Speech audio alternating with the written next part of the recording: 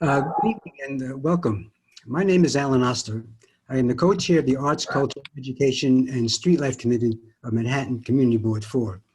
For those of you who have not been to a community board meeting before, it consists of 50 appointed volunteers of the Chelsea Hell's Kitchen community who advocate for policies and projects on behalf of residents in our district. All of our meetings are open to the public. Tonight's public forum, Reopening Schools in the Age of COVID-19, will be recorded and can be viewed on YouTube. Only the panelists and moderators will be on view and participants will be on mute. As the program proceeds, please use the Q&A icon at the bottom of your screen to submit questions to the panel. You can use the chat icon to forward any other messages. If you are participating by phone, press *9 for a virtual hand raise. The other members of our ACES committee are also in the audience. We do not expect to produce a how-to program on reopening our schools. However, we will be writing letters to the mayor, the New York City Department of Education, and our elected officials summarizing the key ideas and important considerations that we hope will emerge from tonight's forum. These past months, we have all been through some very difficult and exceptional times. The COVID-19 pandemic and its ensuing medical and economic hardships. The brutal murder of George Floyd and its national aftermath. Our chair, Lowell Curran, addressed the topic of racism in our society at our full board meeting last week, and we are now forming a working group to open up the dialogue between our community, NYPD, and our elected officials. Tonight's topic focuses on another crisis that we are facing, the reopening of our schools this fall. How are we going to continue educating our children and young people of New York City in September? We hope to keep the program under 2 hours. First, my colleague and co-chair, Kit Tullerson, will speak on how other school systems have managed the opening of their schools, and will also discuss what some of our options are. Next, Leslie Murphy of the ACES committee will moderate the panel discussion. The panelists will be presenting their opinions and also addressing questions and concerns that we have previously submitted to them. Following the panel discussion, we will ask the audience to participate in a virtual poll regarding remote learning that the New York City Department of Education implemented after the schools were closed in March. Kit will return to submit questions from the audience to the panel, and afterwards we will ask each of our panelists for their final remarks and comments. Before we start, I would like to recognize some of the officials, elected officials who are here tonight. Excuse me. Maya Berlo from Brett Haldeman's office. From State Senator Haldeman's office. And as our other electeds come in, we will be recognizing them. So at this point, I'd like to turn over the program to my co-chair, Kit Tullerson. Thanks, Alan. Jesse, am I screen sharing or are you going to pull up the deck? I'm going to pull up the deck. Just give me one moment. We've been joined by Eric Botcher, Chief of Staff, Corey Johnson's office as well. So good evening, everybody. While Jesse is pulling up the slides, I'll quickly introduce myself. As Alan mentioned, I am the co-chair of ACES. I'm also a former teacher, former elementary school principal, and currently work for a national nonprofit coaching principals and school systems leaders. I'm also the dad of a 2-year-old whose daycare is folded during this crisis. And I very much hope that if it's safe to do so, we can send her to pre-K next year. Really excited for our panelists and looking forward to learning from them, and appreciate everyone taking some time out of their evening to join us. You want to go into the next slide, Jesse? So just to tee things up for our panelists quickly, I want to set the stage a little bit. I don't need to tell anybody who's joined this Zoom that the impact of COVID-19 in New York City has been catastrophic. We are the world's epicenter for this horrific crisis. I also probably don't need to tell anybody that the New York City DOE is running arguably the most complex and definitely the largest school system in the country, potentially the most complex in the world. And so the questions that we're going to be hearing from the panelists on later this evening are immensely nuanced and going to be immensely challenging to develop great solutions for. In fact, there might not be right answers to many of these questions, but we do need to reopen schools as soon as it's safe to do so. And one of the things we'll hopefully talk about tonight is why. Do you mind going to the next slide, Jesse?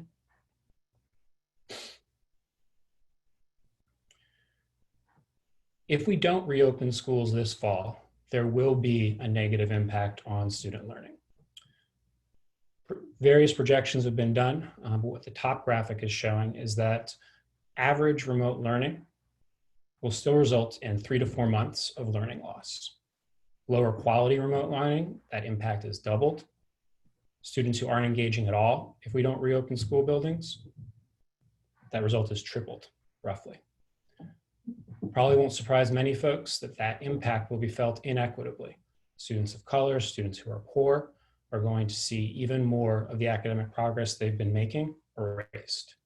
And so the long-term downstream consequences in terms of graduation rates, in terms of kids being on a trajectory to get a good job, is scary to think about. Next slide, please, Jesse. When we talk about reopening schools, even though it's going to be incredibly complex, there are a variety of options. There's essentially 3 scenarios. One is that school buildings are able to start reopening and students and staff are able to go back into them. Scenario 1. Scenario 2 is we continue remote learning. Scenario 3 is a mix. Students in buildings some of the time and learning remotely some of the time. Very important considerations are, will families have choice about when they send their students back into buildings once buildings are being reopened? How are we going to develop policies that are equitable to staff to make sure that their safety is taken into consideration when they're returning to buildings? One thing that we have to our advantage is that we can learn from what's going on around the world. Many countries have already started to reopen their schools. Some have had their schools reopened for some time at this point. And other parts of the country have also developed their plans for reopening their schools, including LA, the country's 2nd largest school district. There's 3 main paradigms that we're currently seeing. One is targeted groups go back to buildings first. That might be your academically struggling students. Another is age groups go back first. That might be your elementary school students because they have the least success with learning remotely. A third approach that's been common around the world is priority grade levels. So maybe your high school seniors would go back first. As we're thinking about which scenario is most likely for next year and how we want to initially go back, we should also acknowledge that we might have to move across scenarios over the course of the year. We might be in a click to brick situation where we start remote, but then at some point during the school year, students and staff are able to start returning because it's safe to do so. We might also find ourselves in a situation where it's safe to go back at the beginning of the year, and then that stops being the case, and students have to go back to remote learning entirely. It is also very plausible that students might be at home all year long next year, even though the academic outcomes that would result from that are very scary to think about. That could happen if it's not yet safe to reopen school buildings, or if we haven't sufficiently planned and prepared to implement the health and instructional shifts that will be required to bring students and staff back into school in a way that makes sense and is safe for everyone involved. Jesse, would you mind going to the next slide? Last thing we wanted to do before turning this over to the panel is to just give a glimpse of what being back in school buildings has looked like so far in a couple places around the world. Starting the top left is a picture of a school in England. You can see the reduced classes to enable physical distancing. Next over in France, a staff member sanitizing teaching tools. Continuing clockwise, Denmark is in the bottom right. Students washing their hands every single hour to maintain hygiene and sanitation. And then finally, on the bottom left, students having individual packages of PPE provided to them to make sure that they're able to mitigate the risk of spreading COVID-19. The headline is, this will be potentially the biggest challenge in the history of New York City schools. How do we reopen knowing that the COVID-19 pandemic has not yet ended in a way that's safe, in a way that's equitable. I would argue that we have to, because the consequences of not opening in the fall are going to be dire, but we can only open if we figure out a way to do it safely. I'm going to pass it over to my colleague, Leslie, who's also on Community Board 4 and our ACES committee. Very conveniently, she's also a Emmy Award-winning journalist, and so she is going to be in charge of the panel. Leslie, take it away. Thank you, Kit. Yes, I'm a member of Community Board 4, serving on the Education Subcommittee. I am also a parent of a 7-year-old, so I'm not really quite sure what's going to serve me better here. Probably a mix of both. I know Alan said at the beginning that there were electeds and representatives of electeds that were coming on. So I just want to mention that Carl Wilson from Speaker Corey Johnson's office has joined, and Emily Bartasek from Assembly Member Linda Rosenthal's office has also joined. Thank you, guys. I also now want to introduce the panel, which you guys have probably been waiting for. So guys, just you're in gallery view, so just raise your hand if you can and give everyone a wave and they'll put a face to the name. First, we have Principal Edward Gilligan. He is the principal of PS 111 in Hell's Kitchen. 111 serves a very broad population across race, religious, and socioeconomic lines. So Principal, you'll be a wonderful perspective to have here tonight. Thank you for joining us. Thanks. Next, we have Eric Goldberg. He is a member of the Community Education Council for District 2 schools, and he's also a parent. And for those of you who don't know, CECs are created by the state legislature and are local bodies that ensure that parents and the public have input in educational decision-making. Another great voice tonight. Thank you, Eric, for joining us today. Next, we have Josephine Ishmon. Like us, she is a member of Community Board 4 and also another parent of a middle schooler. Another good perspective. Thank you, Josephine. We also have Eric Nadelstern, who is the former Deputy Chancellor of the New York City Department of Education. He was in charge of the day-to-day operations at the DOE. So it's wonderful to have someone on who was someone who's been in the room when the decision-making is going on. It can give us a really wonderful perspective. Next is from the DOE is Marisol Rosales. She is the Executive Superintendent for all of Manhattan. Ms. Rosales, thank you so much for fielding some of our questions. And lastly is Dr. Katherine Strunk. She is the Professor and Erickson Distinguished Chair of Education Policy at Michigan State University. Her research and work focuses on the structure needed for successful school operations and policy. Thank you, Dr. Strunk. So I'm going to start off right now with Principal Gilligan, because he is, I guess, boots on the ground. You have a firsthand account of what's going on these past few months with distance learning. Can you just give us an idea from your school, your point of view, what is not working that maybe you thought would work? What is not working with distance learning, and what actually is working that maybe with a few tweaks can be carried over to September? Well, thanks for having me. As you mentioned in your introduction, our school is really diverse. We have not only racial and ethnic and linguistic, but we have socioeconomic diversity. Probably one of the schools with the most diversity in that regard in our district. And so we're definitely seeing disparities in our, not just our lower income families, but definitely our families in temporary housing. So PS 111 is about 18% families living in temporary housing or housing insecure. And we're seeing real issues with families being consistent, getting online, being able to join live teaching.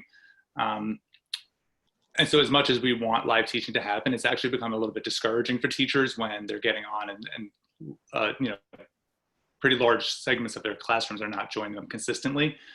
So what we found has been successful is really trying to do a mix of live teaching, recorded lessons, and Google Slides or PowerPoints that students can access on their own at any point. So they're calling it synchronous learning, which is live teaching basically, and asynchronous learning, which is recorded and PowerPoint, Google Slides, etc. So that's probably been the most successful thing. And then we've really started to implement as many one-to-one calls as possible. And so those seem to be less intimidating for families, either phone calls or Google Meet or Zoom calls. And so our teachers that are actually doing them this week, they're doing one-to-one conferences with every child and as many subjects as possible. But I'll just go back. I would say that the hardest thing has been seeing the discrepancy in which students are able to participate and which ones are not. And that's actually something I think the city needs to think about next year. You know, we have families with 6 or 7 people living in a hotel room, and they can't all be on live teaching at the same time. And what do you find that is working actually? What have your teachers implemented that maybe you think can be carried over to September? Well, so I think the 2 things are the one-to-one conferences. We didn't realize how, in the beginning, we didn't realize how valuable they would be. But You're talking about the live? So live, but really one-to-one or 2-to-1. So doing as many small group things so that, you know, some children are actually really hesitant to be on a Zoom call. They like a lot of our pre-K and kindergarten students do not want to participate in Zoom because they're shy, but getting on a one-to-one or a small group conference is pretty manageable for them. And then again, the mixed level of learning. So doing recorded lessons that students can access on their own. We have some 5th graders who are doing work at 10 or 11 o'clock at night. And so for them to be able to access the work anytime they want, that's been proven pretty valuable. So we'd like to see that happening in September, if we're in this situation. So I'm going to address the group, and I neglected to say this before, but anyone jump in. I would love to have a great dialogue back and forth. If anyone can add to that, that would be wonderful. Kit mentioned before when he started off that it looks like there's a bunch of different scenarios that can happen, right? There's a few scenarios, and there'll be a lot of mixing and matching. I guess I'll first throw this to Mr. Nadelstern. It looks like there's going to be a hybrid of some sort. What do you think that's going to look like? Or what does it need to look like moving forward? And that's a very broad question, and we can kind of, you know, go through the weeds with that a little bit. If you can unmute yourself, I think you're muted. There we go. Thank you. I think Kit pretty much outlined what the likely scenario are in terms of this trichotomy of we open schools, we do online, we do, as you say, a hybrid. I will say if that's the direction we go in, it's a missed opportunity, because school as we know it, in terms of a string of classrooms in which kids and teachers are isolated from the rest of the school for 40 minutes or half a day, or depending on the level, fails too many of our kids. And as Ed just pointed out, online instruction as the only means of trying to reach children is also not an effective strategy, particularly for the students who need it most. I think what's required at this point in time, and the opportunity we're given as a result of the horrendous crisis that nobody could foresee, is that we've got an opportunity to reimagine what school could look like so that more students can be more successful while maintaining a level of safety. I'm going to quickly describe one possible example. It's not the only example, but I think it's the direction in which we need to start thinking, particularly given Ed's insight that teachers are most effective when they're dealing with students individually or in small groups. I think the Department of Ed needs to build a curriculum portal or a knowledge portal, not comprised of lesson plans or unit plans for teachers, but rather the activities, projects, and assessments that lead to the competencies we'd like to see each of our students achieve at every level of instruction. We need to flip the classroom so that students aren't sitting dazed in a group listening to teachers drone on, but rather students spend their time in school and at home working individually and in small groups of no more than 3 or 4 on these activities and projects. I think teachers in classrooms or online need to spend their time meeting with individual students or these small groups of 3 or 4 to answer questions, overcome obstacles, and facilitate progress. And I think we need to establish teams of, say, 2 humanities teachers and 2 math, science, technology teachers to be responsible for no more than 100 students, and further subdivide those teams into pods of 25 for which each teacher is not only responsible, but also accountable, regardless of the circumstances in which we conduct school in September. Mr. Nadelstern, this is, if I might say, this sounds wonderful, and I already see a lot of training that's necessary for all of this. It's very hard. We're trying to get through distance learning. In fact, the 2 things that I'm hearing from parents mostly is that they don't want to be teachers because they can't be, number one. And the second one is that more live learning, and sometimes the teachers in the schools aren't trained for this live learning. So I'll go to Eric Goldberg, what do you find with, or Josephine, both your kids, you both have children that are going through this. What are you finding with the training of the teachers? I think Eric is on mute. Eric, you're on mute. It doesn't say he is, but I can't hear him. Sorry, we can't hear you, Eric. I can start until Eric okay, comes go ahead. on. So I have a middle schooler, and at that age, they're a little more self-directed. So they have advisory 4 days a week, which is wonderful because you get to speak to some of your classmates live, a teacher live, and they talk about issues that are happening in their lives or in the world. And then they get their assignments, and for her, being able to sort of manage her own schedule and work when she wants has been very useful. So I think for the middle school kids, it's a little bit different than the elementary school kids. Eric? Oh, sorry, we can't hear you. We still can't hear Eric. I don't know why. Maybe. No. You know what? In the meantime, I'll go to Dr. Strunk. Dr. Strunk, what new systems have to be in place, or what do you suggest the new trains and systems be in place to be a successful hybrid model like Kit was explaining earlier? So I think there's a lot of things we've got to put in place. Professional development for teachers is going to be critical right now. And so right. PD for teachers takes several different kinds of content. One is just the content of what they're teaching. So is it math? What kind of math? What are the competencies they need to learn? The second is about pedagogy. So how do you actually reach and engage kids? And the third piece that's going to become increasingly critical is how do you do that all in a time where you're doing virtual learning or remote learning or distance learning? Sometimes you're in the classroom, sometimes. We've never really asked teachers writ large to do this. And so we don't have a lot of great PD that's been built for that system. So I think this summer, what I've been trying to get my kids, to think through and their schools to think through is, how do we train our teachers to provide this kind of really intensive one-on-one or small group or whole group instruction in this different kind of version when you only see half your kids half the time? And that's going to be a huge leap for all the schools and districts across the country to figure out pretty quickly. I saw a USA Today poll just a day or two ago, and it said, and of course it's not New York City centric, but it said 83% of teachers are having, and this is from teachers, 83% say they're having a hard time doing their job, which is a little scary when it seems like no one is kind of guiding the ship. So I just want to throw it to Ms. Rosales. Is the DOE prepared to put forth and put all this effort and training into teachers to really teach a whole new way of teaching?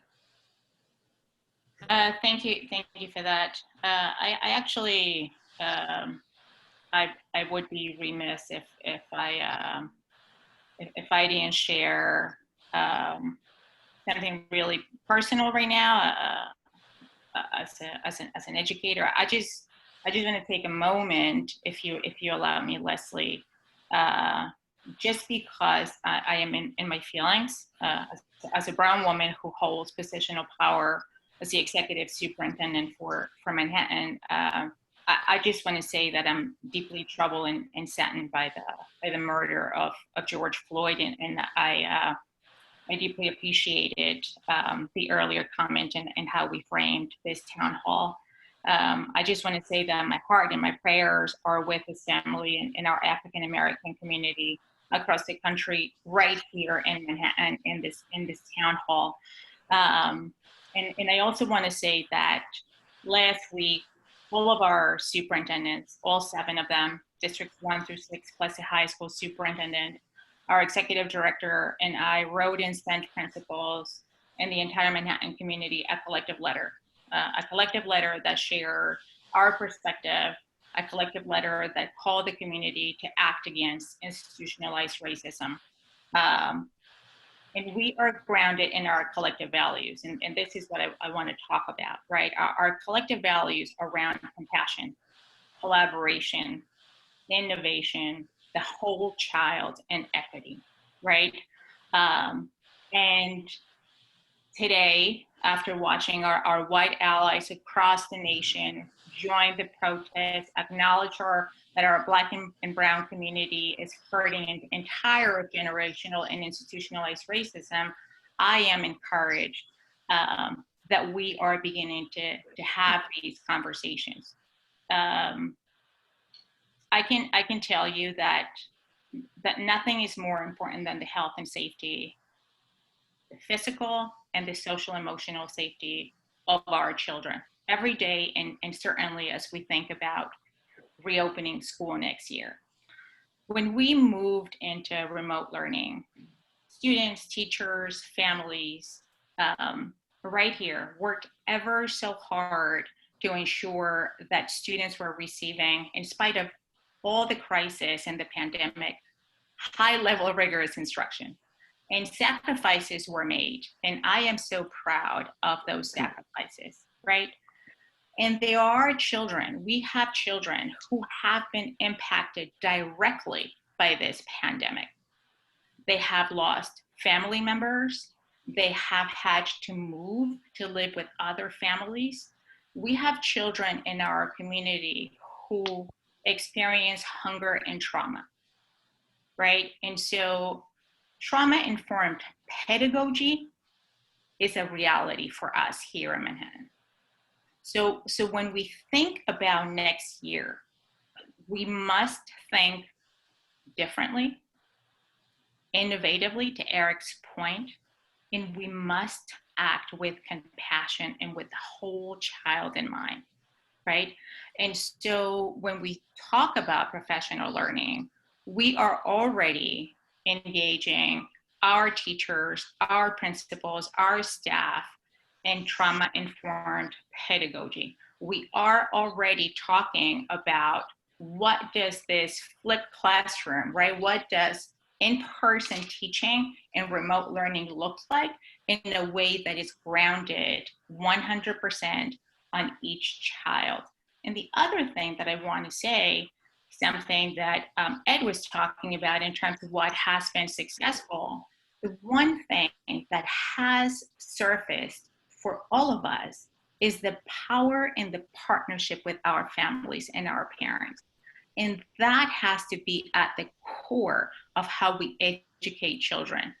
We're not asking parents to own the teaching, right? But we're asking our educators and our principals to partner in a real thoughtful way with our parents to ensure that these individualized plans set our children up for success.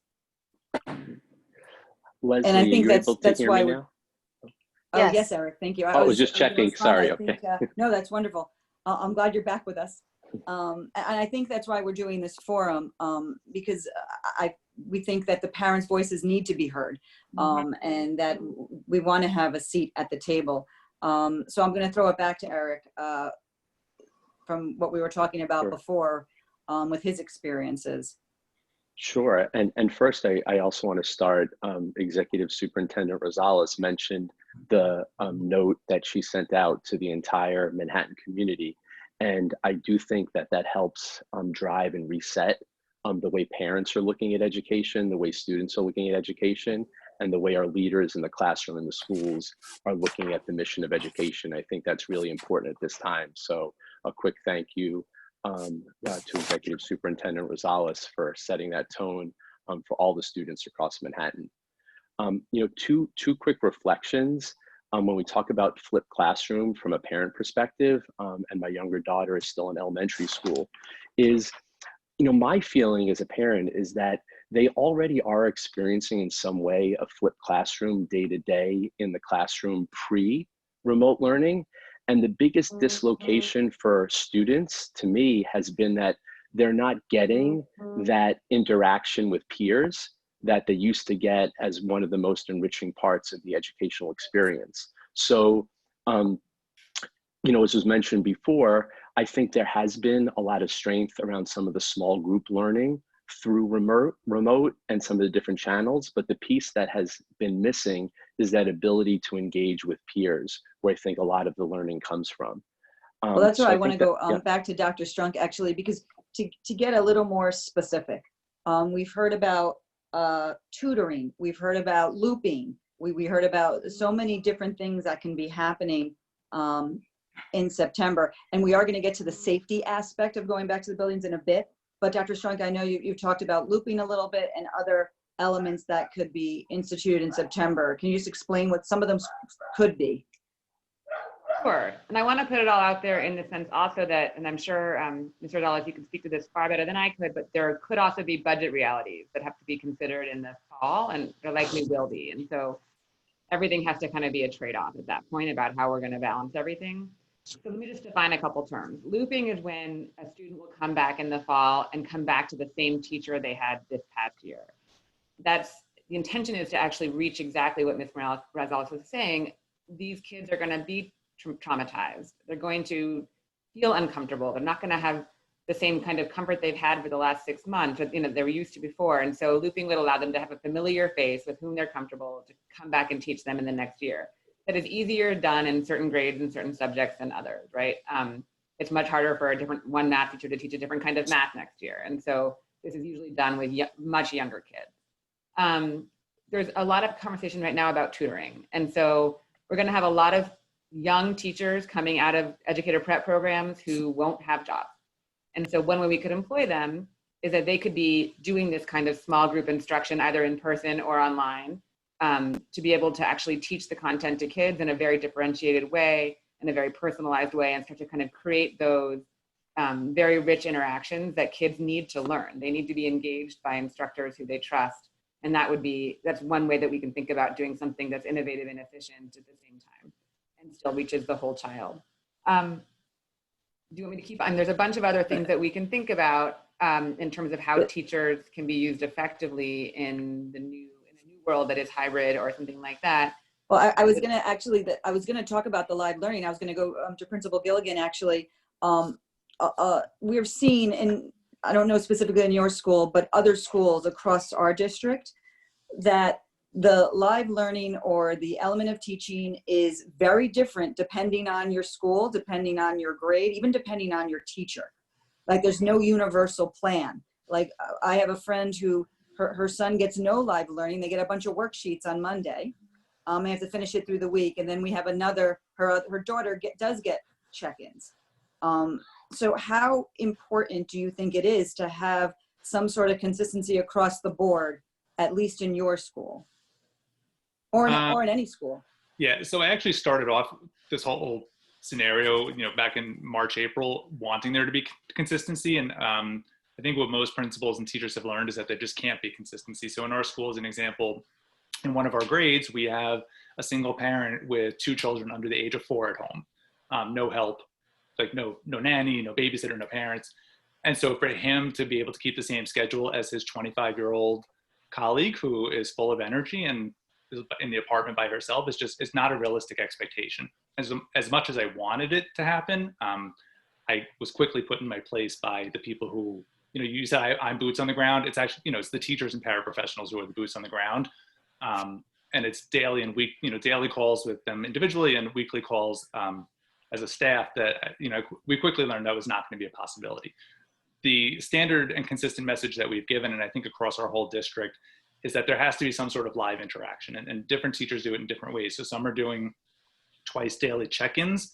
They're not doing live teaching, but they are meeting with their classes twice a day. And so they're able to find out from students what's working, what's not working, what trouble they're having based on the videos and the lessons that they put online. Other teachers are doing live teaching in math and reading. Writing we've found is very difficult to do live teaching, and some teachers are able to fit in small group work also. So the consistency, I think, has to be that there is some form of live interaction with students, not necessarily when it's going to happen or what is going to happen in them. But I just want to quickly address two things that were brought up also. I think Marisol brought up, partnering with parents. And I think this is something I would like the city, not just the DOE, but the city to think about. And again, it's because my school, and I think schools like PS 51 or 33 or some schools in Chinatown have such large populations of family and temporary housing. Those adults need a lot more support than we are able to provide them. And it's been, quite honestly, it's been difficult for our teachers and our staff to partner with them in not all of them, but too many of them, in a real and meaningful way, because they have so many other stresses in their life right now. So for example, one of the shelters was literally closed down overnight. The Skyline Hotel was closed, families were moved out. It was turned into a single men's residency. We were not informed as a school until the day after it happened. So if you're a family, like, that's your concern. Your concern is not live teaching. So that's one thing I think the city and the state and federal governments need to think about. And the other thing is the flip model of instruction, I think, is something teachers could use a lot of professional development on. And I think there's different ways to think about flip models. I think people use flip model of instruction in different ways. And teachers and principals can definitely use, we haven't talked about it really. It was something that was really popular to talk about maybe 10 or 12 years ago, and it kind of just fell by the wayside, but it is something we should really be talking about more. And talking about that, I want to address actually both Mr. Nadelstern and Ms. Rosales, maybe one in theory and one in reality of what can be done. With just some more ideas, Mr. Nadelstern, that you are having.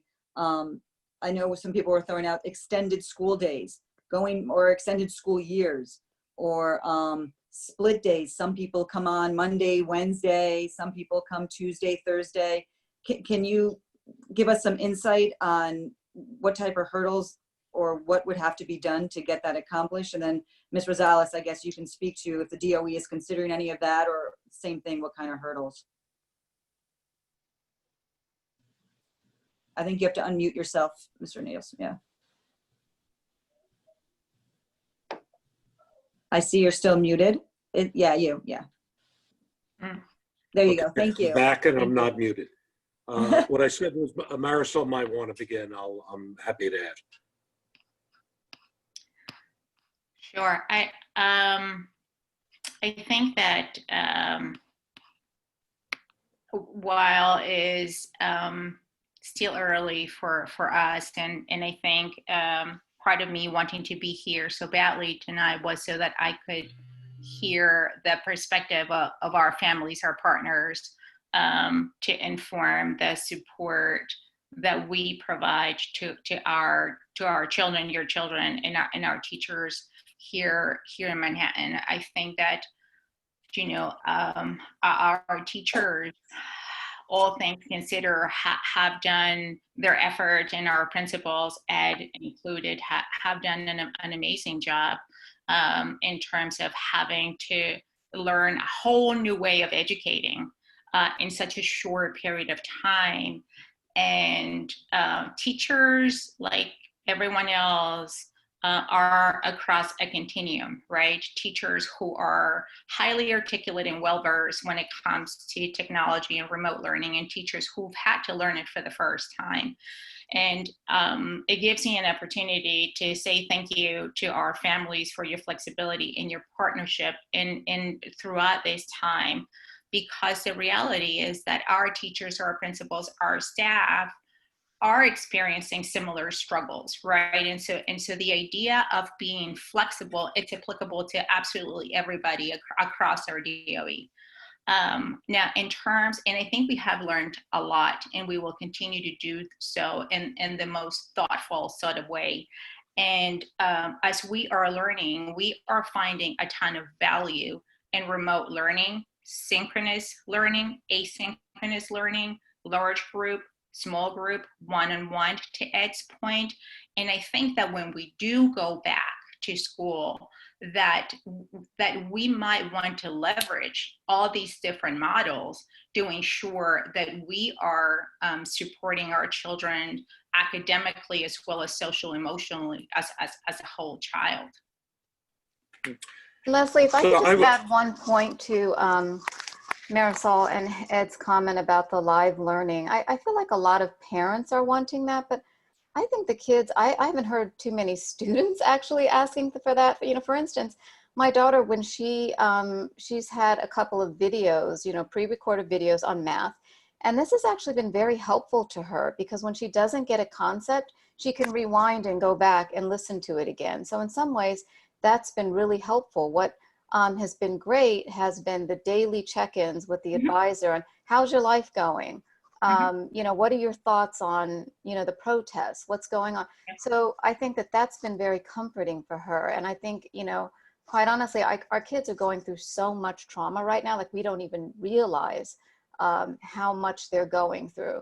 So I think that just having that daily outreach has been wonderful.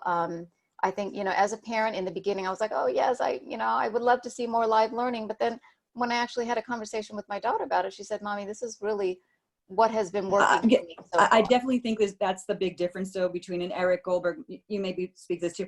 I think though, Josephine, that's the big difference between a middle schooler and an elementary schooler. An elementary schooler cannot do that. A first grader, a kindergarten, a second, third, even fourth cannot do that. At least not on their own. A parent has to be in the room, and that's difficult. And looking towards September, and anyone could answer this, looking towards September, that'll be even more difficult because we are expecting that the workforce or part of the workforce will be back. So the parents. I'd like to. And that's. Yeah, go ahead. I'm sorry. Either one, Mr. Nadelstern? I'd like to suggest that while acknowledging that younger kids need more structure than older students, and that as the kid progresses from pre-K through 12, the locus of control ought to shift from the teacher providing or the curriculum portal providing the structure to the student internalizing the requirements for their own learning, and we don't do enough of that.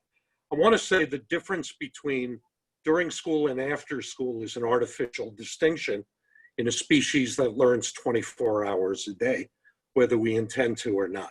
And I don't mean to put pressure, more pressure on parents. I think we can structure this in a way that relieves pressure on parents, but day to day, day on, day off would be disastrous for many of our kids. We've already acknowledged how much they've lost with the closing of school, but to only attend school every other day would challenge the students in greatest need. I think a key to what we need to be talking about is some of our teachers who are doing at-home online instruction are responsible for as many as 170 students. You have 34 kids in a class at the secondary level, 5 classes a day, that's 170 students.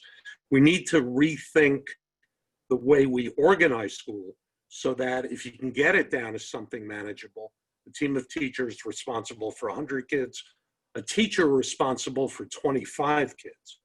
All of this in school and online would be not only more manageable, but much more effective.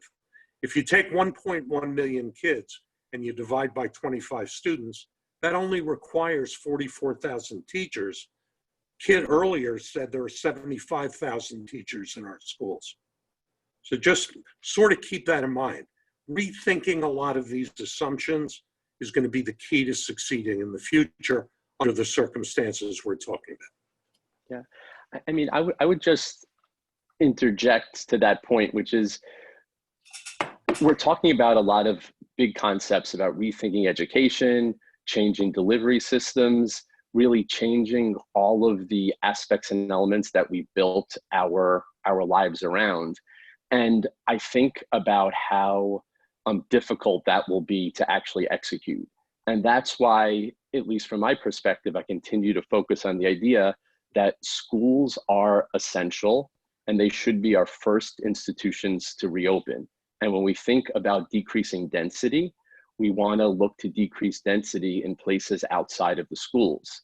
And the schools really should be that first place that we're focused on figuring out how to make it work and how to make it return, at least in some semblance, to the way that we saw pre-COVID. Because all of these systems that rely on it, I just don't see us making that transition in a smooth way. So if we're not going back to school buildings in September, the amount of work that needs to be done, I just don't think is manageable, you know, whether it's from the education system's perspective or from a parent perspective. Actually, that And brings that's us what to troubles me. Yeah. a great point about safety. I know that's a lot of parents. That's first and foremost on their mind. In the same poll I was referring to before, I think they said that 60% of parents, if schools reopened, that 60% of parents in the fall would consider some sort of homeschooling or they just didn't feel comfortable sending their kids to a building if they weren't secure in the safety mechanisms that were being installed there. So let's talk about the safety. What has to be done safety-wise for kids to come back physically to the building? Dr. Strunk, would you like to take that on, or anyone, or? I'm not a health expert, and so. Yeah. I could. Okay, great. So we definitely need to make our priority the fact that our schools are well equipped to manage the health requirements to protect against COVID-19 infection. I think earlier on we talked about PPE, equipment, supplies. I think social distance protocols will be required. I think cleaning the buildings, right? The equipment and supplies must be a priority.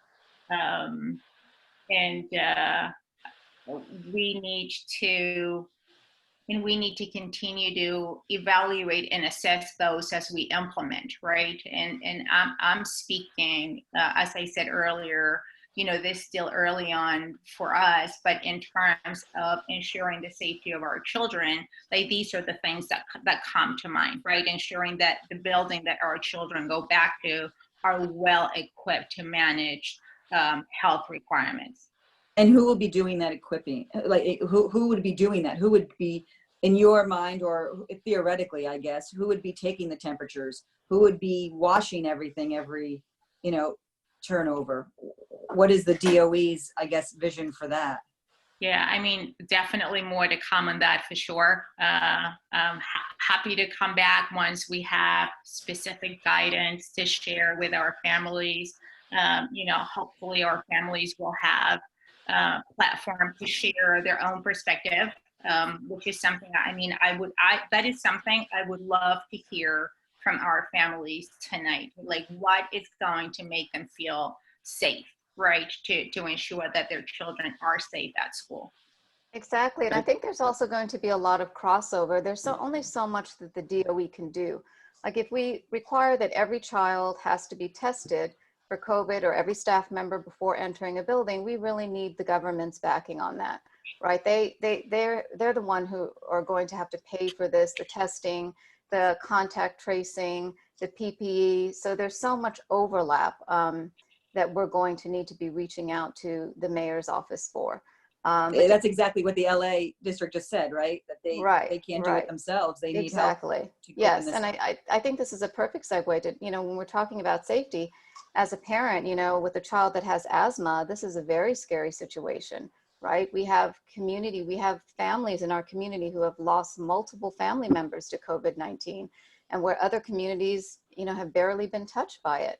So this is a very big issue, and I think that the public engagement here is huge, and I'm so grateful that Marisol joined us tonight and hopefully can steer us in the right direction of who we need to talk to at the DOE to get all of these comments across from any parents I hope parents are adding comments to the chat tonight or the Q&A session. Josephine, I would be so happy. I would be so happy to take all of it. I can post my email address, and please send wonderful. all of your comments and your input for sure. Okay. All right. I have one more And question, Leslie, really. And oh, I it was could be going to to add. anybody. I'm sorry. Go ahead, Eric. Go ahead. I was just going to add quickly. I think one of the things too is about parent mindset and about feeling, ready to send your kids back to school. And if we are going to message that until we eliminate all risks that schools can't reopen, then we're not going to be reopening schools until there's a vaccine. But I do think that the idea is about mitigating risk, and a lot of the ideas that we've talked about is how you can, target certain, students who are either immunosuppressed or have, different issues to make them more comfortable in the classroom environment. But if we're planning to eliminate risk totally, and that's the mindset that people are going to come into this conversation around, schools aren't going to reopen. Yeah, what happens when one student shows up at school and tests positive? Right. Yeah. I mean, again, as people said before, I'm not a public health expert, but my understanding would be is what is the reaction of the school community, right? So does the school community say we have to shut the school down entirely, or do we isolate that child, do contact tracing, clean the school building, and then bring people back to school in a timely manner? Is it only that classroom? Is it only that cohort? If we're able to, go to a system where it's more cohort based within buildings, or are you starting to shut down full school systems? And I think that's the proportional response that we need to get comfortable with, is how do you actually react to issues? Because someone will test positive in a school across New York City, right? And how we prepare to deal with that. Yeah. So I'll just add really quickly, for 1 week, I volunteered in a rec center on the Upper East Side. And I think it's going to be very difficult. I think it's going to be very difficult to keep children apart. So we were working with students from 4 years old to 10 or 11. No, actually 12. And yeah, it was, I think scary is too strong a word, but it was definitely concerning. Parents wanted to know every day, how was social distancing practiced, hand washing, hygiene, how was work getting done. And that was far less than 50%. We had 8 students in a class. So I'm having a difficult time imagining what 50 to 100% of students is going to look like when we're saying that we have to keep kids apart and protect adults at the same time. I think that really everyone knows here it's 1,000 moving parts, 1,000 different decisions have to be made, from very broad to very narrow, and it's 3 very, I guess, important components: the students' educational needs, health and safety, and then working families, and then the economical impact. And sometimes those are competing. So I want to thank everybody. I'm going to thank you so much. But if you guys, the panelists, if you could please stay on, because we have so many questions from the attendees in our Q&A chat. I'm going to throw it to Kit, who has a poll for everybody. And thank you right now. Thank you so much. Kit, take it. I really quickly want to reiterate the thank you to the panelists, and we will be throwing many of the questions that we received in the Q&A back to y'all in just a minute. But we wanted to pause and actually do a live poll, since we have Zoom, we might as well take advantage of its functionality, to do a couple of things. Number 1, get a sense of who's joined us tonight. Number 2, get some feedback on what is working, what have we learned about remote learning? And number 3, to a question that came up in the earlier discussion, hear a little bit about how folks feel about the amount of live learning that students are currently experiencing. So in just a moment, Jesse, our district manager, is going to take the poll. We'd love to get as many folks as possible responding to that. And you're going to have a chance to first identify yourself. There's only a multiple choice in Zoom, so you have to pick one. Apologies for that. And then there will be 4 questions about different types of learning experiences that students have had since schools closed, and you'll have a chance to say how effective or ineffective those were. And then finally, you'll have a chance to say how much you are satisfied with the amount of live learning that students are engaging in. So Jesse, if you wouldn't mind starting that poll, we'll give folks a chance to respond to it. And then I will do my best to lift up the questions that were trend questions and also direct individual questions that were really important questions that came up in the Q&A to the panelists for the remainder of our time.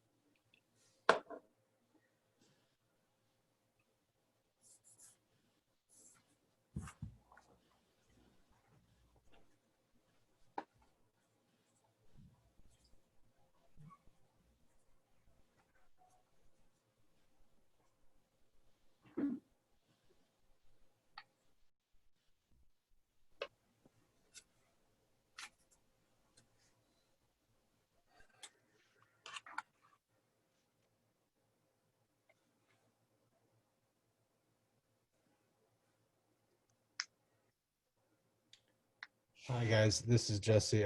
We're still getting people voting in, so I thought we'd extend the time for the poll just a little bit longer. Sounds good. I think at a certain point we'll want to bring the panelists back in, so maybe we can just keep it open for a while and also restart the conversation in about a minute.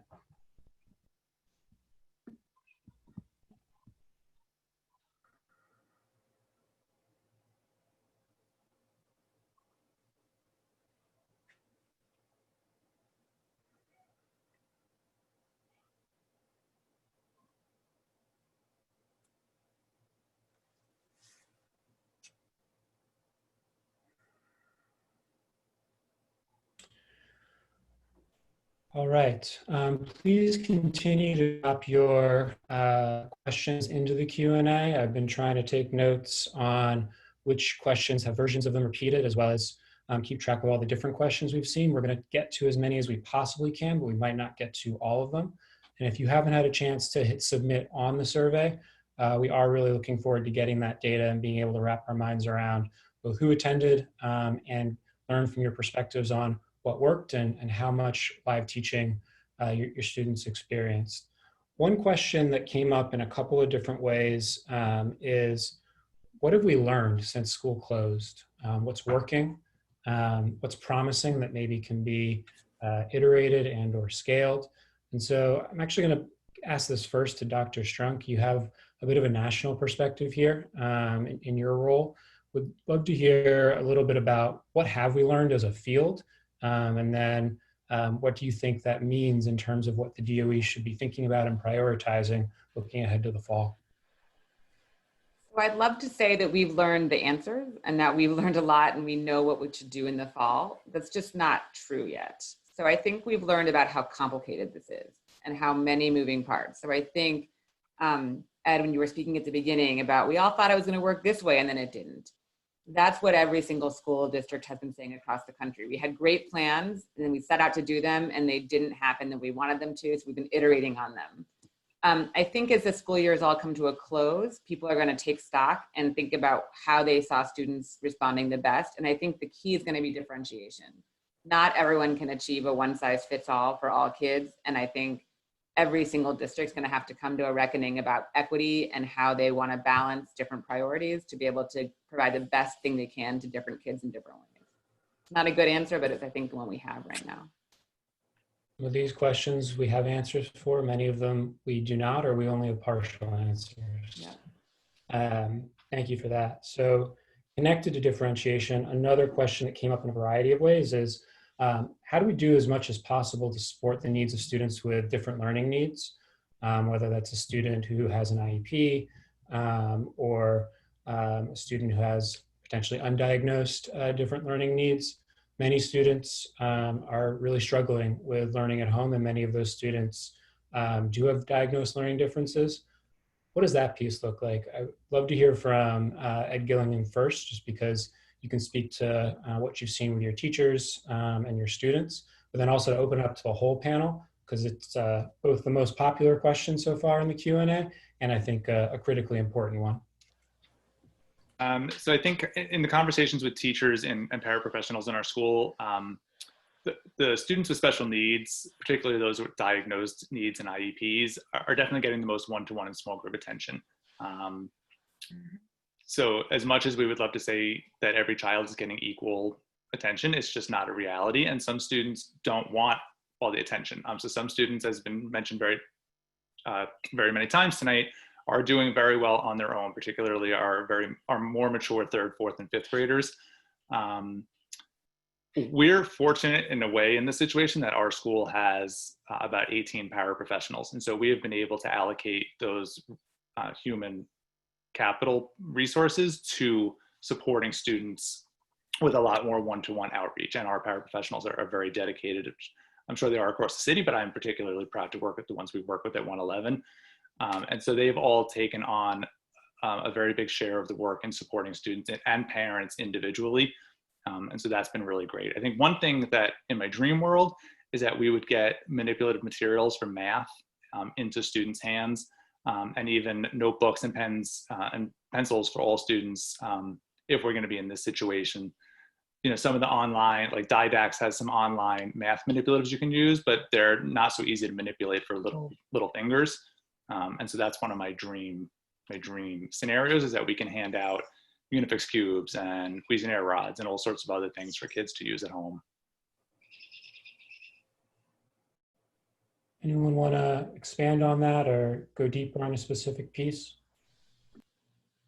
I mean, I would like to speak a little bit about students with IEPs. And here in Manhattan,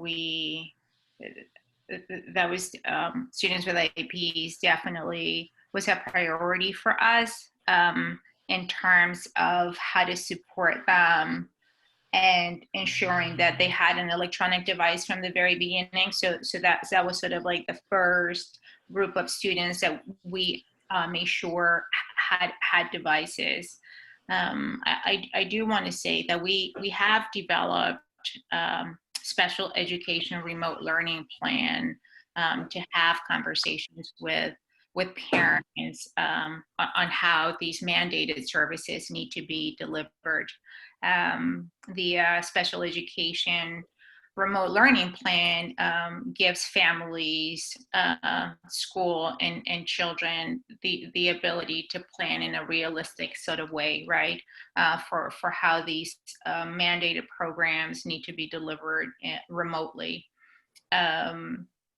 Our team at the Manhattan BCO, so our special ed team, is working with the supervisors of psychology for remote reevaluation and assessments to ensure that everybody, all stakeholders, right? Ed spoke about teachers and paraprofessionals, and I just want to add the fact that our school, our psychologists and our special ed coach and leads are also learning and just have received training on reevaluation as well. Yeah. I've got to add that the systems that have been in place have marginalized special ed kids, ESL students, and many others, and that Part of the impetus for rethinking the way we do school is because we haven't done it well for too many kids. And online instruction has surfaced a lot of those problems.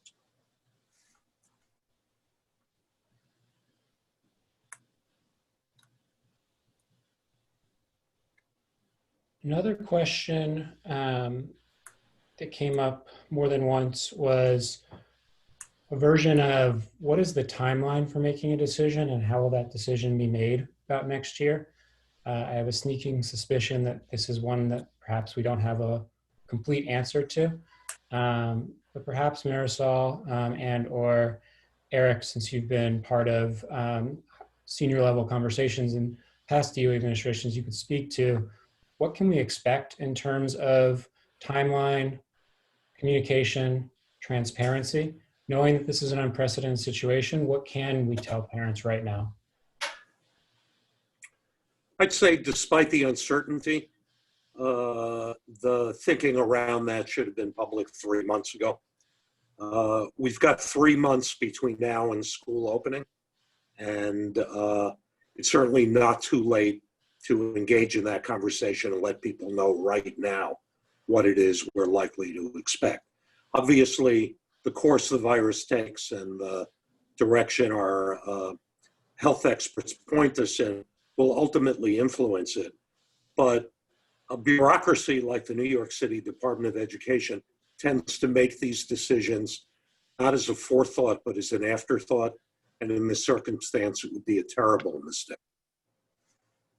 I think the DOE has contracted a private company called Accenture to come up to develop a plan.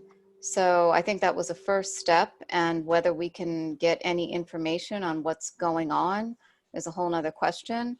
But they have been contracted to develop a plan, because it's not just, this is not going to be a Band-Aid fix, right? Just taking temperatures as kids walk in the door. This is much bigger than that. And this is going to require a whole reimagining of our current school system. So that's pretty much what they've been contracted to do.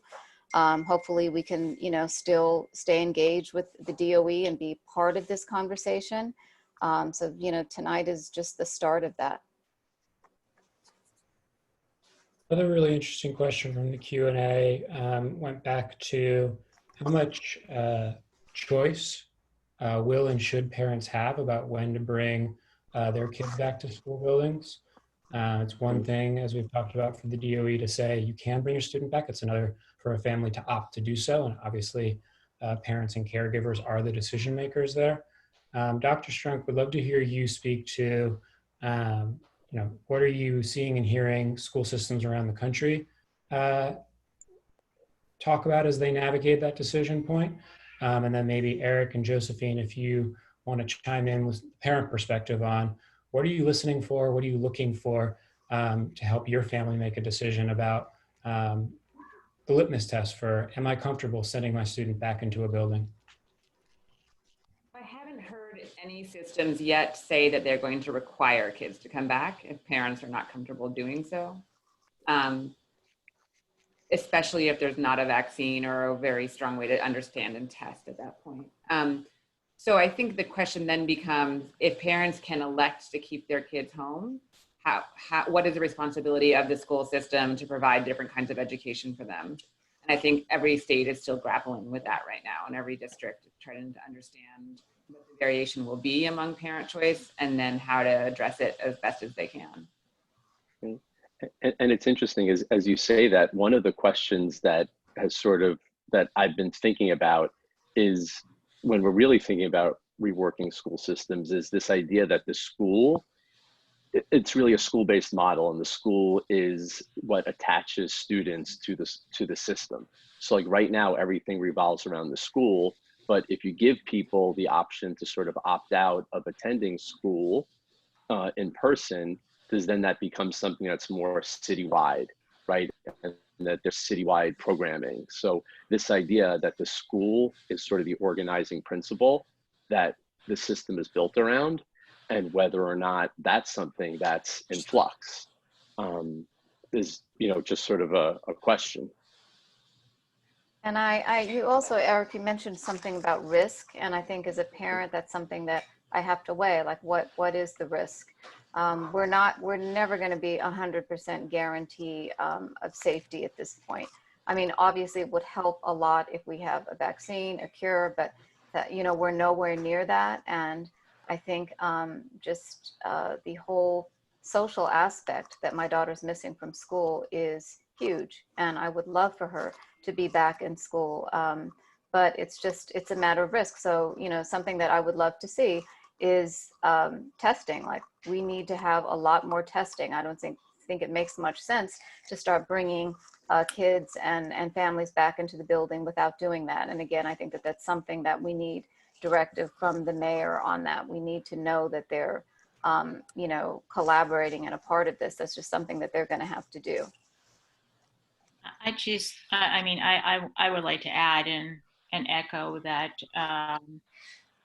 there are so many uncertainties for sure with respect to COVID-19 and its impact on New York City, even in the months ahead. But I do appreciate that, Josephine, because what's clear to me is that it's going to take all of us working together to rise to the occasion to support our children, address the trauma of COVID-19, the disruption and the loss, to keep our children on path to success. There are so many elements that we're still learning, and for me, I just want to emphasize that it is so critical, the partnership, and at the school level, at the district level, with your superintendent and here with me. Communicating with your teachers is more critical than ever. Communicating with your superintendent, communicating with me, and I do believe, I am hopeful that there is an opportunity to think in an innovative way that is grounded 100% on an individualized plan for each child across the DOE. And I know it sounds philosophical, but it is an opportunity. If there's one thing that I have learned through this pandemic, is the inequities of our system, how large they are and how elevated they are right now through this pandemic. And so there is an opportunity to address those, and there is an opportunity to do this together. We have about 15 more minutes before we're going to go back to each of the panelists for sort of concluding thoughts, and want to get to as many questions as I possibly can. So I'm going to send two to you, Eric N. There's a request in the Q&A that you sort of continue your suggestion around what a flipped model might look like, and a ask to talk about, you know, what research might support that. And then there was separately another question: what is a flipped model? Could you, as quickly as possible, try to tackle both? Well, the flip model simply referred to what we do in school is assigned to at least the older students beyond school hours, and that the time spent in school should be in individual and small group interaction with teachers and with other students.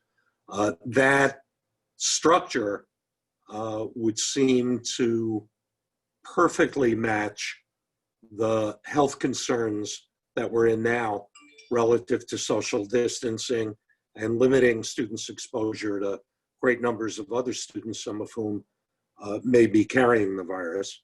But beyond that, countries like Sweden have experimented with this idea of reducing student-teacher ratio and creating the kinds of instructional materials that would allow all students to progress on their own and with small groups of other students, and then create the opportunities for teachers to do what they do best and what students need most, and that is to interact with much smaller numbers of kids on a regular basis during the regular school day. The particular idea was manifest in Sweden in a project called Kunskapsskolan, or knowledge schools. And it was a private school option developed in part by a former minister of education. And I don't think we've given it enough attention, and we certainly haven't thought of it in relation to the current set of needs that we have. Thank you for that. Another question that's been asked a couple different ways that potentially Principal Gilligan, you could take the first stab at is, I think panelists have spoken to this in ways big and small already, but maybe if you could say these are the 2 to 5 biggest things. What were the biggest things that got in the way of having more success with remote learning? Understanding that around the world, including here, school systems were asked to stand up a completely different way of delivering teaching and learning overnight. What would you say were the short list of the things that were the biggest obstacles? And if you have thoughts on what we could do differently that we've learned from trying to navigate those obstacles, would also love to hear those. Wow, that's actually the hardest question I've heard tonight. I think lack of technological awareness among teachers. I think it's endemic in the teaching world that we are not technologically savvy. You've got your newer teachers, maybe the under 30 crowd, and they're pretty with it as far as new programs. But I mean, I spent, because I'm not teaching, I spent the first 6 weeks just learning about new technologies out there. So some of the video recording things, which of course I'm going to blank on the names now. Some of the online platforms, learning about all the different reading and math programs that were out there. So that was the first big thing, is how were we going to tackle that? Because we were asking teachers to teach and learn these amazing technologies at the same time, which is not, normally we would have given teachers a year or two to learn, about 10 or 15 different platforms. I think the schedules was a big one. So people trying to figure out their personal home life situation with the working, and then also for families trying to figure out their lives. So, I've mentioned a couple of times our families in temporary housing, the burden they've had, but we also have families where there's 2 parents still working full time. And they've got, we have families with 4 kids in our school. So how are they managing their schedules? And then I guess the third one would just be for those students who are not self-motivated. There's actually really good research around culturally relevant instruction. I'm forgetting Zaretta Hammond, and she talks about how do we help students make themselves into self-propelling learners? How do we give them the agency to do that? And you can't do that through remote learning. I mean, that's something that really needs to be in person, encouraging kids and giving them really good activities. So those are the 3 that come to mind. And I think we've already talked about some of the things that would make it better. So I think I would add one more: training, giving teachers explicit training on technologies for free. Our teachers have spent, this is something that's not really talked about. Teachers in schools have probably spent hundreds to thousands of dollars of their own money over the past 2 months, purchasing programs, purchasing access to online technology.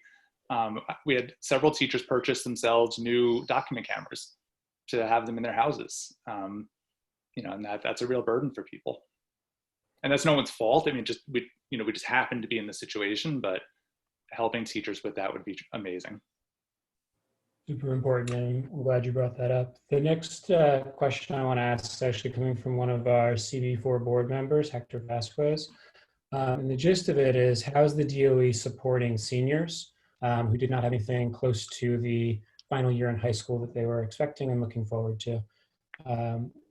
Executive Superintendent Rosales, would you mind taking that one? Sure, absolutely. And I don't know if there are any parents of graduating seniors in the room tonight, so I just want to say congratulations.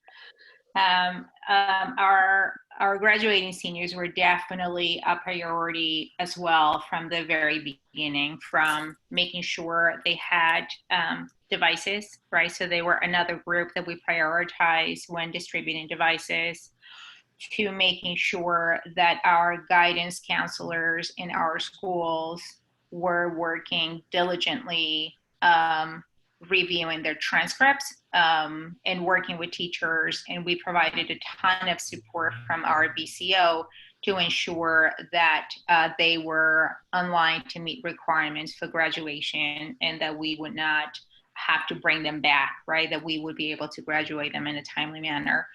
The New York State Regents waiver, we've been working closely with the state and making sure that our instructional team at the BCO, our academic policy individuals, worked closely with guidance counselors and teachers across our high schools to ensure that we were supporting all of our graduating seniors. Hats off to our teachers and our principals across Manhattan who've prioritized them. We have tons of virtual graduation ceremonies. The New York City Department of Ed is getting ready to have a big celebration for all of them. And so in terms of the activities, while it isn't what they set their hearts to be, we are definitely trying to make sure that we are celebrating them, and most importantly, that we are not penalizing any graduating senior because of the impact of this pandemic. Thank you. Apologies for folks who had to witness the bedtime routine on my end. Another question that different folks have asked in a variety of ways is, how do we get more voices involved in the decision-making process? Some folks have asked about students, some folks have asked about teachers, some folks have asked just more broadly. We'd love to go to Eric G. First on this one, since you sit on our CEC. How do we make this an inclusive process and hear from the diverse stakeholders who are all going to be very impacted by wherever we land? Right. Well, first and foremost, I think the Department of Education has done a very strong job in getting out in the community, talking to parents, talking to educators, and getting a sense, whether it's through surveys, whether it's through direct, interaction or calls like this, to get a sense on what the spectrum of concerns are. So I'm always sort of balancing the ability to understand what the various options are versus hearing every single voice, right? So it's always hard to hear from 1.1 million students and their families, but I do think that there's good channels in place to allow for that to happen, whether it's community boards, whether it's CECs. So I think the spectrum of policy choices and decisions is clear to the DOE, and they kind of need to weigh those and make the effective decision. From just sort of mechanics perspective, is that CECs have monthly meetings. We have opportunities for people to share their thoughts in public sessions, just like we're doing here, tonight with the community board. So I think these are all the avenues, but I feel confident that the DOE has a good sense of what the spectrum of options are. I don't think there's anything they're missing, put it that way, right? And I just add, that doesn't mean people will be happy with the decision, but I'm confident that they understand the choices, the DOE. And I just wanted to just add to that, with the CEC, I know some questions have come in, quite a few, on students with learning disabilities. And the CEC has a great subcommittee that's run by Emily Hellstrom. So she's a great person to connect with, and I can put her information in the chat.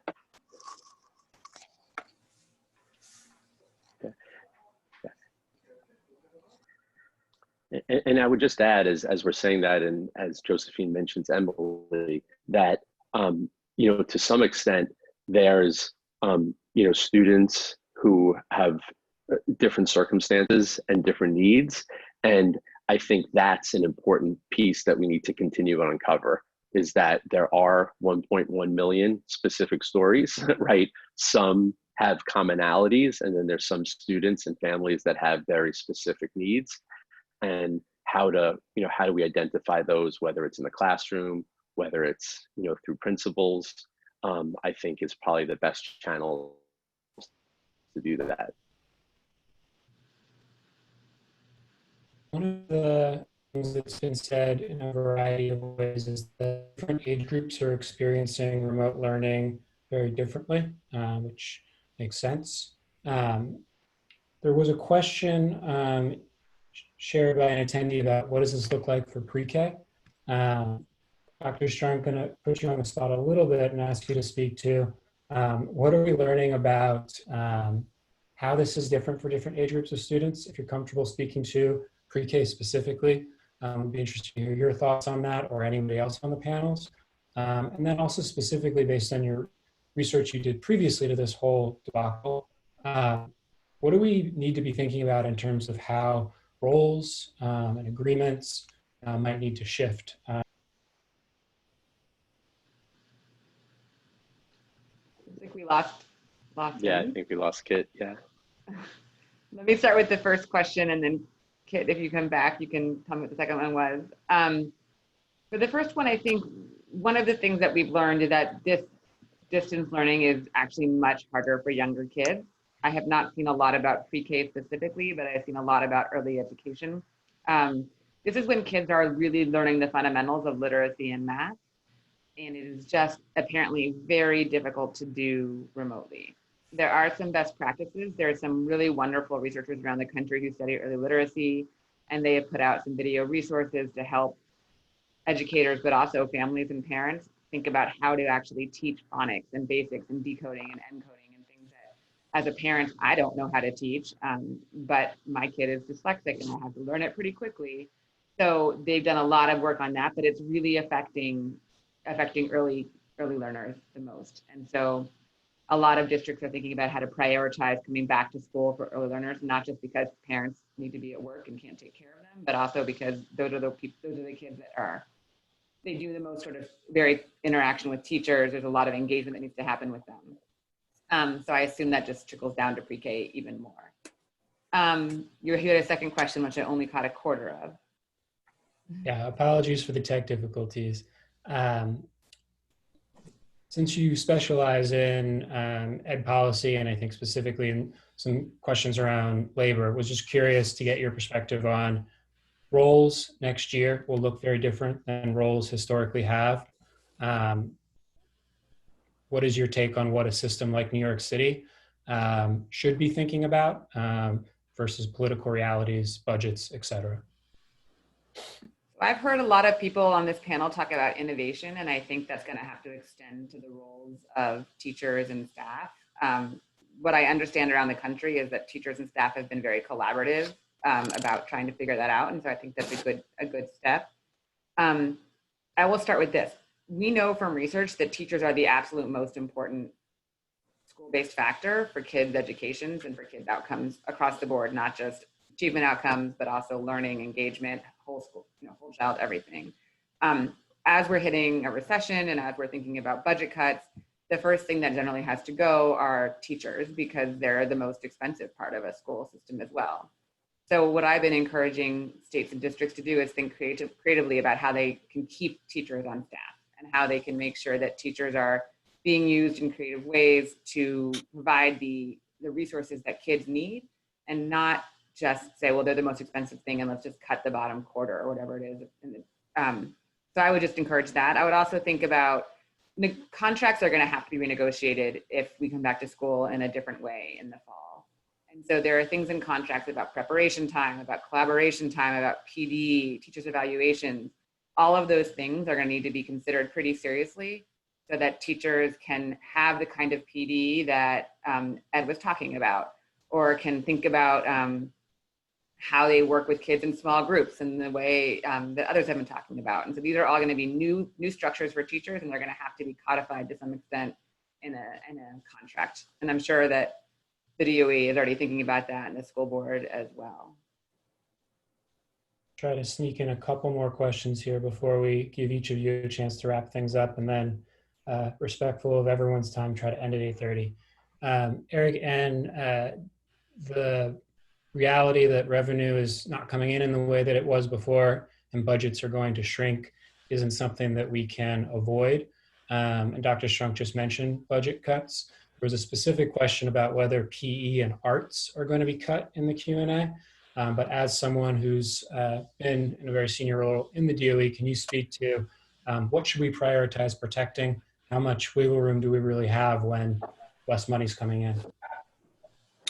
I think the more basic question is, are the cuts going to be focused on out-of-school personnel or on school budgets themselves? That's the first question. And it's also important to recognize that, Katherine's point that teachers are the critical piece. About a third of our teachers are relieved of part or all of their school day to provide the kinds of things you just mentioned in some schools. And so I think whatever model we choose to use, there's going to have to be a more generalist perspective on teachers bringing more than the skills that they're licensed to bring. They're going to have to bring everything they've learned in their lives around delivering humanities instruction and math, science, technology. And we're going to have to get away from kids need X amount of instruction in a particular area each day. Rather, we've got to take a more integrative approach. I want to join the I want to join the statement around teachers being the most critical element in student learning. Richard Elmore has said it very strongly over the years, and any support that we place around the teacher needs to have a direct impact on student learning. And the relationship between the teacher and the student, as I've known it, and the presence of content has been very critical. I think what we have learned now more than ever is that the human relationship between the teacher and student is critical, right? And how we support our teachers in this moment is to ensure that while they do an amazing job and they're great at their craft, that the social emotional support, the connecting with the child every day, and speaking with all my principals across Manhattan, 230 of them, the places with the most significant, meaningful student interaction were places where the teacher spent time with the child every day to check in. And so for us in Manhattan, throughout the summer and in the coming year, is continue to support the teacher around the craft as well as culturally responsive education. What does that look like? Children need to feel connected. Children need to know that the teacher cares, so that he feels safe and he will take a risk in learning. Appreciate you bringing in the relationships piece. I think it's so critical. I'm going to stick with you for another question that we got in the Q&A. What does transportation look like in the fall, to the extent that we can answer that? Buses, public transportation. What's the DOE's current thinking on how we get kids to schools? Yeah, I don't think I'm prepared, right, to answer that. That's definitely, that will be part of the rollout as to how we re-enter school. I do believe that the safety of our children is a priority across every single division, and for our chancellor. And so making sure that we're following, right, safety protocols, whatever those are, from wearing masks to social distance to whatever that looks like, I strongly believe that we will adhere to all those. As of now, I can't answer that.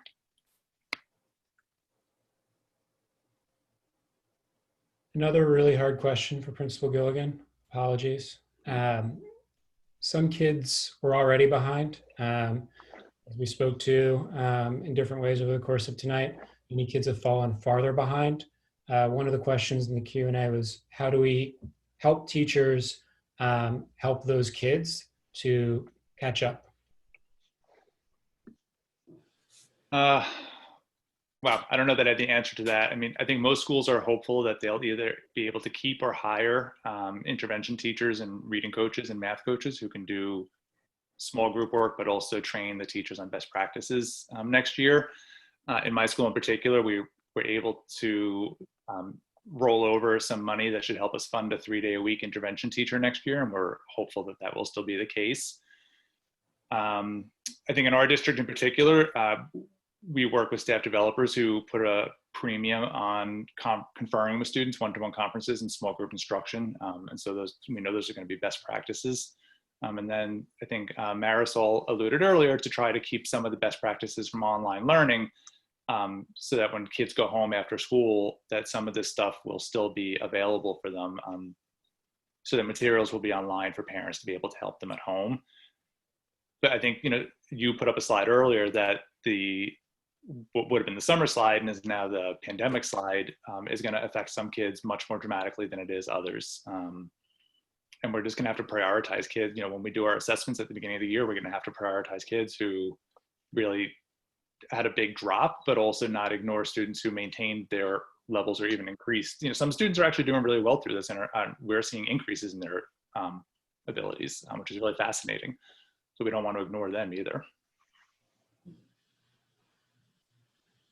We are going to have to press the pause button there. Sorry, can I just add one more thing? I think the other thing too is we have to get, Marisol said this too, I think the city did a pretty good job getting technology into kids' hands. And we need to ensure that every child has technology and that it's being replaced when it's broken or lost or whatever might happen. Because if we're going to go into some sort of hybrid model and there are still children without devices or they're sharing devices at home, that's just going to further put kids behind. Thank you for that. Was in the process of sharing my sincere apologies if we did not get to your question. Did our best. I don't know if people noticed I was furiously getting text messages on the side here to try to bucket questions together and address as many as we could. We are going to do our best to capture the questions and respond to them as much as we're able to coming out of tonight. We're going to shift into hearing sort of concluding thoughts from our panelists. We are going to try to end on time at 8:30, so I'm going to ask the panelists to try to keep your comments to 1.5 minutes each. We would love to hear really what you want to share, but what you learned from tonight, what you think the DOE and other school operators in the city should prioritize doing right now so that if it's safe to reopen schools in the fall, we're prepared to implement the health and instructional changes that will be necessary to do that. And any other thoughts you have that you would like to lift up for the folks on the line. We're going to go in reverse order from introduction. So we're actually going to start with Dr. Strunk, then we'll go with Executive Superintendent Rosales, then Mr. Nadelstern, then Ms. Ishmon, Mr. Goldberg, Mr. Gilligan. So I guess I would just say from a research perspective, there's multiple dangers here. So one is the safety of our kids, and I'm a parent of 2 as well, as we go back to school, if we go back to school in the fall in school building. There's a second that I think is really important, which is, and I've tried to say it a couple times, budget cuts. And so this is the time to advocate at your state, local, federal level to say that cutting education should be one of the last things we try to do. There's just so much research that suggests that every single dollar counts, and especially in places like New York City, where there's so much need and so much inequity that already exists. It's really important that we're putting dollars down on the ground so we can see our schools there to educate our kids. A third danger is public perception. So I just think it's really important that we continue to talk about what our schools are doing and what our teachers are doing and for our kids right now. This was no one's dream scenario. No one was prepared out of the gate to come out like this. And I think everyone has been learning and trying to iterate as they go. And so continuously trying to talk about in the public, like, well, no one may be thrilled with what's been going on. This has been a hard thing to do, and people are learning, and it's going to hopefully get better in the fall with the kind of planning that I think people are trying to do.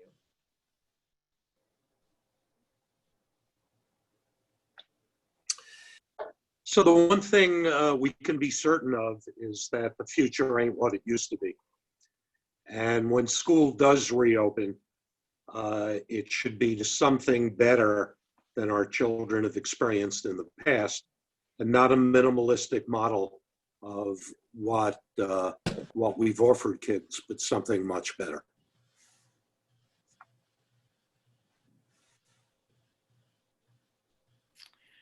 And learning about trauma-informed pedagogy with our superintendents, our BCO staff, our principals and teachers.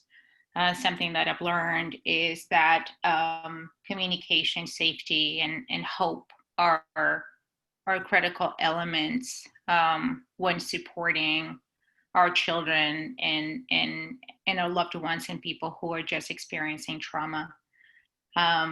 And so, you know, as we think about what school is going to look like, that we stay grounded to the needs of our children who are experiencing trauma, and so communicating with them regularly to feel them, to make sure they feel safe, right, and to give them hope, I think are critical, and something that really guides my work.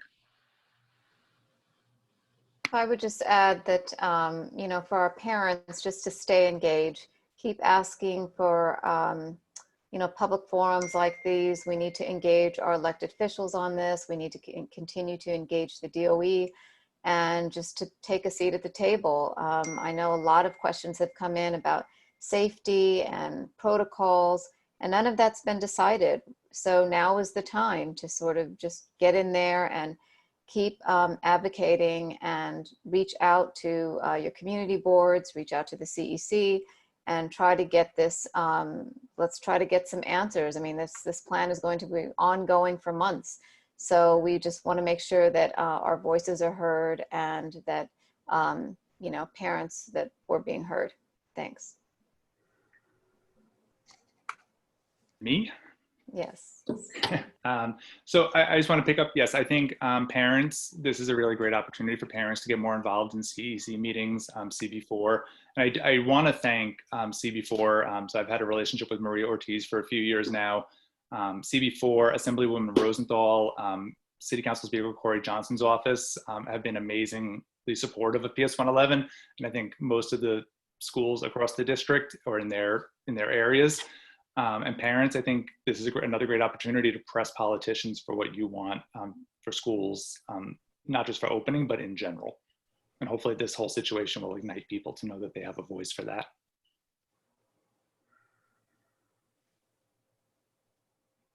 Yeah, and I would echo those sentiments that, you know, this clearly was a shock, and I think our whole community reacted well to it. But right now we have a chance to reflect and plan and think about how we want our schools to be in terms of equity, in terms of, you know, places of learning, in terms of school models. And I really think this is a chance for us to think about, you know, what role we want our schools to play in the community. We'll underscore I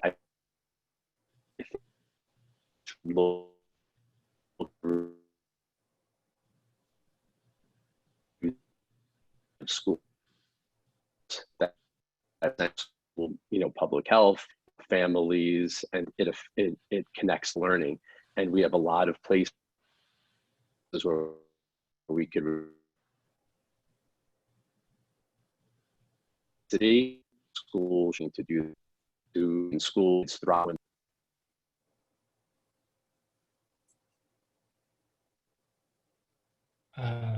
Hopefully it was just on my end, but Eric, your comments were coming in and out for me a little bit there. I'm going to do a couple of things. Number one, just say big thank you to all of our panelists for spending Monday night sharing their perspective, their expertise with all of us. Number two, preview what's coming next. Our district manager, Jesse Bodine, I believe is going to be able to talk through the results of the poll that folks participated in. And then Alan, our co-chair, is going to wrap things up. Lastly, just want to say, as a parent, as an educator, inspired by the work that all of you on the panel do and that all the parents and all the educators in the audience are doing during this crisis. This has been all kinds of awful for all of us, but to the point that was made over and over. As bad as things have been and as bad as they still are in some regards, it's an opportunity to think differently about what the future can be. And I hope that we don't miss the chance to take advantage of that opportunity. There's good ideas that have been shared here. There's lots of good learning happening around the country and around the world that we can tap into. And hopefully we can come together with a solution that is both safe and does what's right for our students and our staff in schools. So I'll hand it over to Jesse. All right, I'm just going to share the results visually, and then I think if anybody has any comments on them, they can just go from there.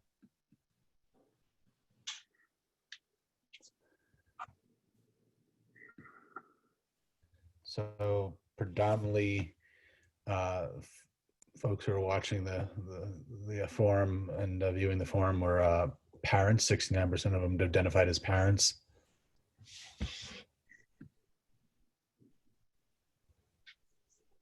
Tell me if I'm going too fast.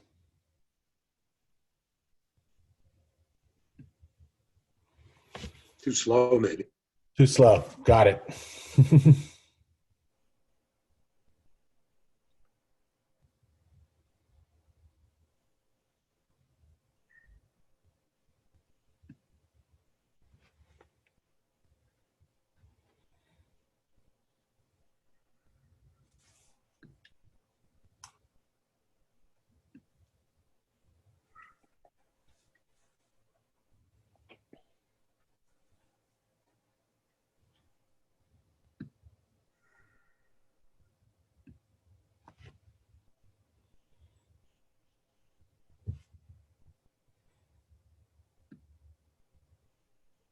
Still looking at the first two poll questions. Did we?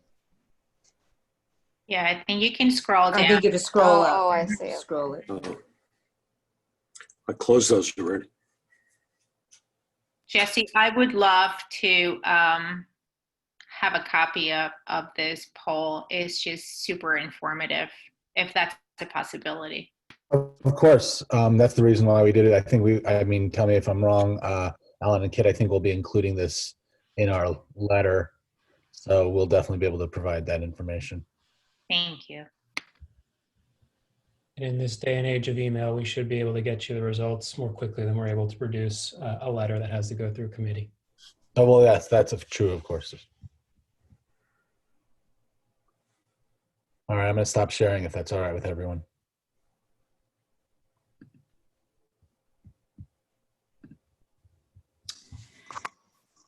So I'd just like to say a few words and give it some thanks. This has been an amazing conversation with some very smart, talented educators who know their business. And I think hopefully the future is bright for our youth. That's the future of our city. And I think the insights that you shared with us tonight and the time you took are very much appreciated by everybody in the audience, the participants. And I urge people to put the word out. We're on YouTube.